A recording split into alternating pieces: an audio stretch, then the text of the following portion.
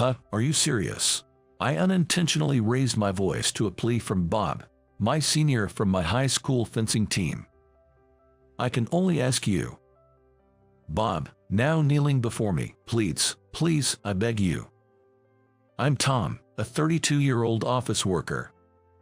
Currently, I work at a company run by Bob's father. Incidentally, Bob holds the position of vice president in that company. So, this scene is quite peculiar as it's the vice president begging an ordinary employee. Living with such a young lady. We are a young man and woman. Bob's request is for me to live with his younger sister for a month, a proposition that naturally elicits a what reaction. Moreover, his sister is 22 and I'm 32. It wouldn't be too surprising if something were to happen when a young man and woman live under the same roof. Furthermore, I can't fathom why he'd want to place his sister in such a situation. I swear, I wouldn't dare cross any boundaries, but you never know. There's been some stuff, you know about my dad remarrying, right? Of course, I knew about it. The CEO remarried recently. His previous wife passed away due to illness. The stepdaughter from his new wife seems to be the sister Bob's talking about. You mentioned your younger brother has autism, right? No, he has a developmental disorder. I was surprised that Bob remembered that. I have a younger brother who's 6 years younger than me. He's been diagnosed with a developmental disorder, but to our family, it's just a normal part of life. Being reminded like this feels somewhat strange. I wonder how my brother's condition and living with Bob's sister are connected. My sister has ASD. Bob stated, taking a big gulp from his beer. You can tell he's upset that a new family member has a disability. ASD, autism spectrum disorder, right? It's one of the developmental disorders. ASD, autism spectrum disorder, has distinct traits like difficulty in social interactions or having intense interests. However, it doesn't have the language development delays seen in classic autism. So, it often goes unnoticed until one gets older. Many artists and CEOs have it. It's a bit different from my brother's condition. I don't know how to interact with her. Initially, the plan was for the whole family to live together, but Sarah, oh, that's my sister, Sarah was against it. So, her name is Sarah. She is reluctant to live with her new family, and is still living in the house of her deceased biological father. And it seems that Bob wants me to cohabit with her in that house. It seemed like quite a complicated family situation. I thought maybe you could persuade Sarah. It seems that the company's CEO, my senior colleague's father, is quite upset because Sarah has refused to live with him. Apparently, there's a wedding reception scheduled for next month at his wife's request. He hopes to establish the new family by then. From what I hear, it feels like it's just for the CEO and his family's satisfaction, but there might be feelings I don't understand. True, I might be more accustomed to this than the average person. However, forcing something on your sister will be tough. You know that, right, Bob? People with ASD dislike changes. Moreover, their ability to perceive others' emotions is significantly lacking. Living with others would be nothing but a burden for her. Please help. My dad's been so down. I really want to do something for him. So, almost pushed into it by Bob, I began a temporary cohabitation with his sister, Sarah. There was one thing Bob warned me about. Never flirt with my sister. When I first met Sarah, I was taken aback. She looked like a living doll, with porcelain-like skin and soft, long hair. Her features were so perfect that she looked almost unreal, and I couldn't sense the vitality you'd expect from a living person. I knew it's one of the traits of ASD, but she never made eye contact with me. Living together was going to be quite a challenge. My name is Tom. Nice to meet you. Without trying to force eye contact, I spoke slowly. Then, Sarah gave a slight nod and said, "Nice to meet you." Her voice sounded like a gentle ringing bell. It made me think that everything about her was delicately crafted. And so, our shared life began. Originally, after her parents' divorce, Sarah lived with her biological father. It seems that around the time her real father passed away due to illness, her mother remarried. The sudden change in environment seemed to have caused Sarah a bit of panic, and her new family didn't know how to handle her. I took the first week off from work to adjust to our new living situation. A break to settle into the new life. The house where Sarah lived was an old American-style house. What was different was that there was a studio. Her father had been a sculptor. Having grown up seeing that, I heard Sarah chose the same path. She spent most of her time in the studio. If you talked to her, she would respond properly, and when the gallery owner she had a contract with visited, she handled it well. She wasn't having any problems with daily life. "From today, I'll be making dinner," I called out from the entrance of the studio. Sarah, engrossed in her work, didn't turn around. It's proof that she's immersed in her own world. I talk to her, little by little, even if she doesn't respond. I chat about daily stuff, and sometimes I share my memories. The key is not expecting her to relate to my stories. I repeat myself slowly until my voice becomes mere background noise for Sarah. On the 5th day of living together, there was a change in Sarah. When mealtime comes, she sits promptly at the table, waiting for the food I've prepared. Once the dishes are laid out, Sarah rearranges them according to her own rules. I try my best to remember those rules. I create a comfortable space for Sarah. "Tastes good." When I ask, Sarah provides a detailed response. She doesn't just say it's delicious.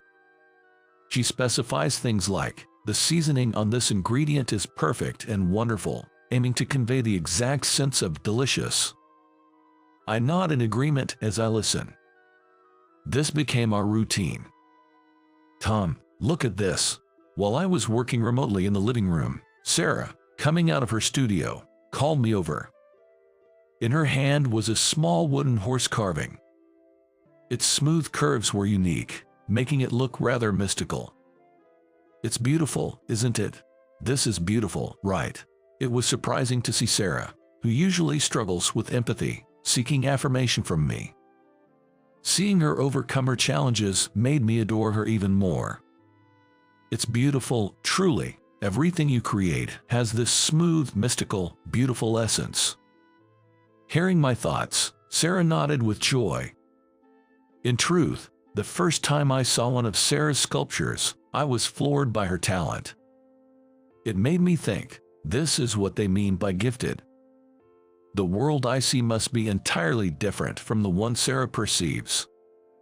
Through her works, I witness a world I've never seen before. A delicate and beautiful world, a universe only Sarah inhabits. I wonder if someday I'll become a part of that world, but I shake off that daydream. I'm reminded of a promise with Senior Bob. Though I doubt I'd ever cross that line, I can't help but think about it. Gazing at Sarah's delicate profile, reminiscent of fine glasswork, I let out a small sigh. As she got used to my presence, Sarah began initiating conversations. "Why do you stay in this house, Sarah? Is it because of your studio? Didn't they build you a new one in the other house?" I heard the CEO, preparing for a remarriage, had an additional studio built for Sarah. Everything's been set up perfectly for her arrival. Sarah furrowed her brow slightly in response to my question. It's the expression she has when she's trying to convey something. Whenever she wants to ensure I understand her precisely, she does that. I wait patiently for her to speak. "If I leave this place, I'll forget about my dad," she said, looking down. Sarah isn't ready to embrace a new life. Accepting her father's passing is already challenging, let alone adjusting to her once estranged mother and new stepdad. Change is hard. It's hard for me. The pace at which I experience time feels different from others, making everything chaotic, and I lose my sense of self. The moment Sarah first opened up about her feelings, I felt tears welling up. The one struggling the most with the gap between herself and others is Sarah. She wishes to blend in, but it's not easy. People with ASD often find it challenging to fit into society. They don't necessarily see that as a good thing. They suffer more than we might imagine. Thanks, I got the message. Upon my reply, Sarah smiled with relief. It's often said they have limited facial expressions, but once you get used to them, you can detect even the slightest change. I felt that what Bob's family lacked was the readiness to accept Sarah. We've only got a week left of living together. How's everything going with you guys? During the day, Bob had invited me to lunch, and I had been out and about for the first time in a while. When you get used to working from home, leaving the house becomes a hassle. Moreover, the house where I live with Sarah feels very comfortable to me. When you ask how things are, everything's going well. I didn't quite know how to respond, so I just said something vague. Immediately, Bob scolded, "Don't give me that vague answer. We've known each other for a long time, so he can easily see through me. Sarah is a wonderful young lady. She's just a bit more delicate than others. I get the concept of becoming new family members, but pushing that on her too quickly just won't work." I really wanted to say, "It's your ego talking," but I held back. I do have some social skills, after all. "Do you think Sarah is against this marriage?" Bob asked hesitantly, showing me he was trying to be considerate. Seeing this side of Bob, who's usually bold and forthright, was quite unusual for me. I vaguely remembered he's always been bad with sensitive topics. It's not that she's against it, it's just hard for her to accept right now. I conveyed to Bob what Sarah had shared with me.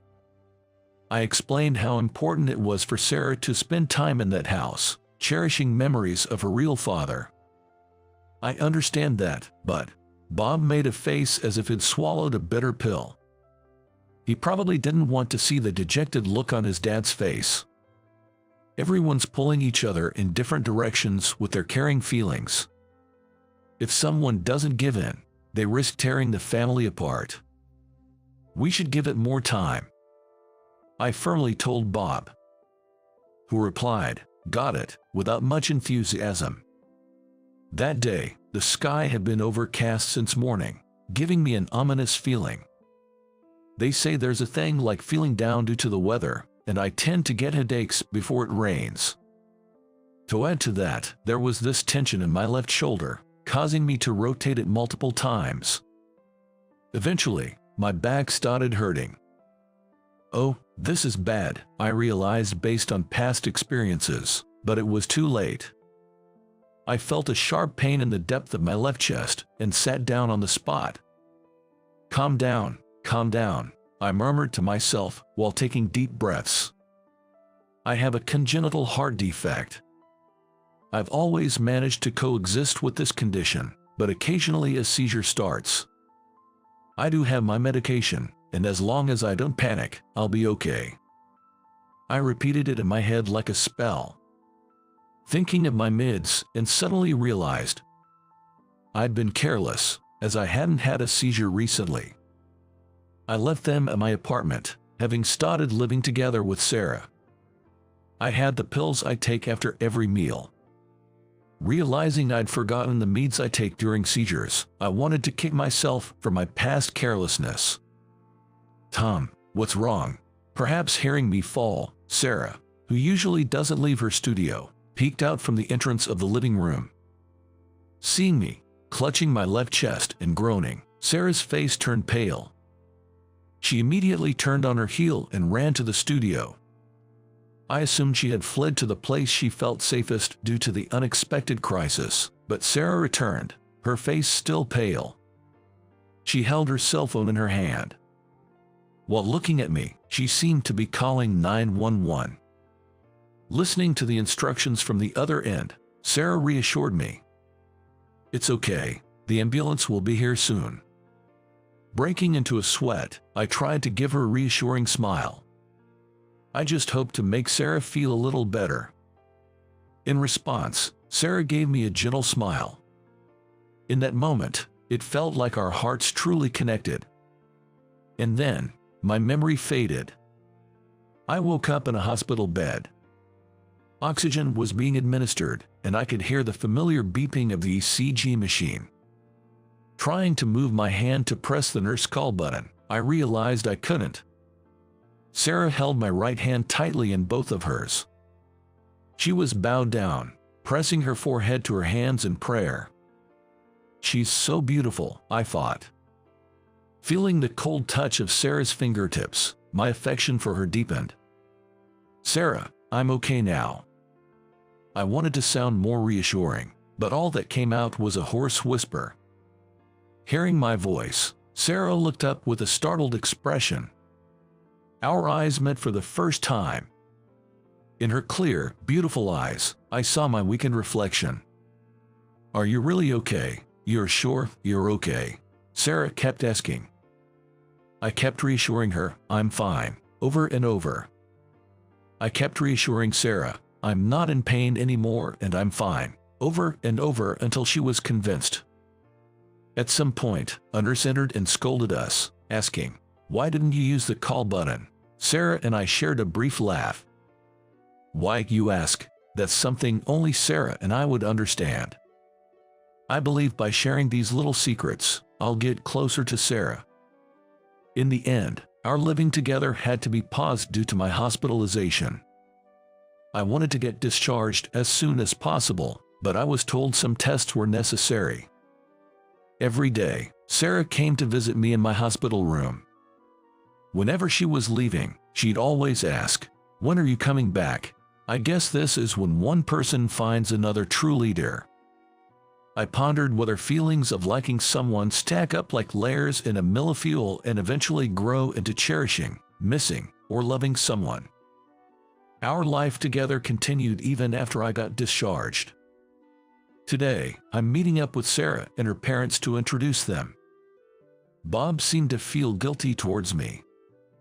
"Did I push you too hard? Did the stress make your seizure worse?"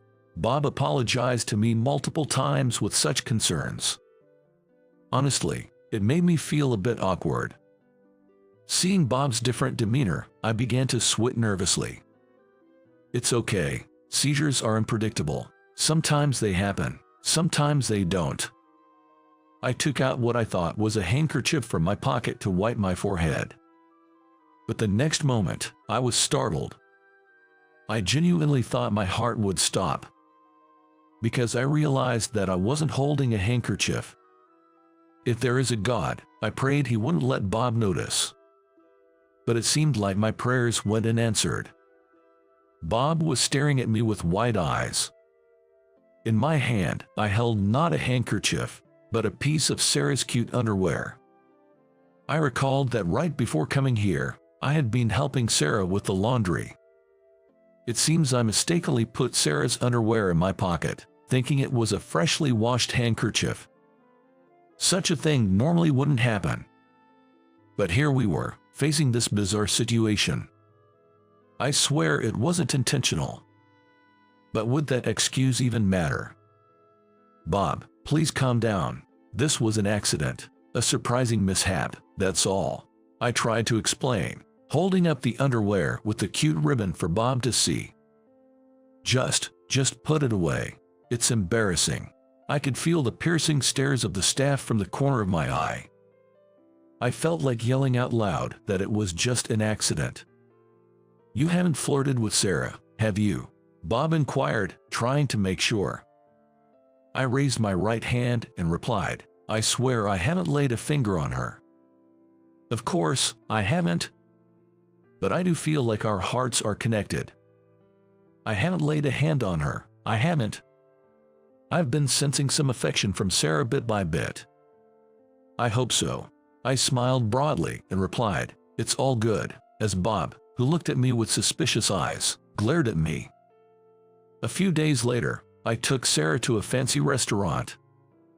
I'm nervous in this high-end place that I don't usually go to. It feels like a blind date. Today is the day when the new family meets. Somehow, I ended up attending too. Probably to make Sarah feel at ease. The first to show up was Sarah's mom. The CEO, in other words, Sarah's new dad, would be a bit late. Sarah's mom said to Sarah, "It's been a while," but Sarah didn't respond.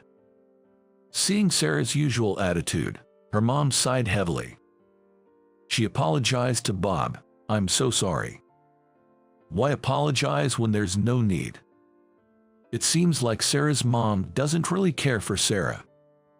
I have a feeling I'm right. She's nervous, maybe afraid she might say something disrespectful to her mom's new husband. Proving that, she kept complaining to Bob, saying there was no need for such a meeting. Seeing her mom's attitude, I felt a bit disgusted. She could be more supportive of Sarah. But it might be unavoidable. Originally, Sarah's mom left home without Sarah. She probably never imagined Sarah would come back to her. If she thinks Sarah is a nuisance, if she doesn't want her, I'll take her. The moment the CEO appeared, I bowed before him. "Please let me marry your daughter." The private room in the restaurant was stunned by my sudden words. Even the hostess who escorted the CEO looked shocked. "I'd like to have your permission to date Sarah with the intention of marriage," I said loudly. Bob yelled, "I told you not to touch her." "That's what I haven't touched her yet. Not until now." I couldn't help but raise my head and shout back. The CEO and Sarah's mom exchanged glances and laughed. "You're serious?" I nodded vigorously in response to the CEO's question. "Sarah feels the same way." I made it clear and turned to Sarah for her agreement. But where Sarah was sitting, she was nowhere to be seen. Where'd she go? Scanning around, I noticed she had somehow made her way to the garden, gazing at the carp in the pond. "Tom, they're beautiful." Catching my gaze, Sarah's eyes sparkled as she said that. "I mean, we're discussing something more important here." I scratched my head and sat down next to her in the garden. 3 big carp were leisurely swimming around. "Oh, you're right. They're lovely, Sarah." Sarah smiled brightly at my reply. In the end, the family gathering turned into a meet and greet between me and Sarah's parents, and I was bombarded with questions until I was exhausted. "I want to wear a traditional white wedding gown," Sarah suddenly said, leaning in close to my face. Just picturing Sarah in a white gown made my heart race. She'd no doubt be the most beautiful bride in the world. 6 months later, I was lucky enough to marry a bride as beautiful as an angel. Bob told me I stole his family, but well, that's a separate matter. Bob will just have to find a new family on his own. "Bob, you should hurry up and find someone to marry to." Bob chuckled and said, "Mind your own business." Now, Bob frequently visits us, becoming like a brother-in-law. Life's full of unexpected blessings, and that's what makes it enjoyable.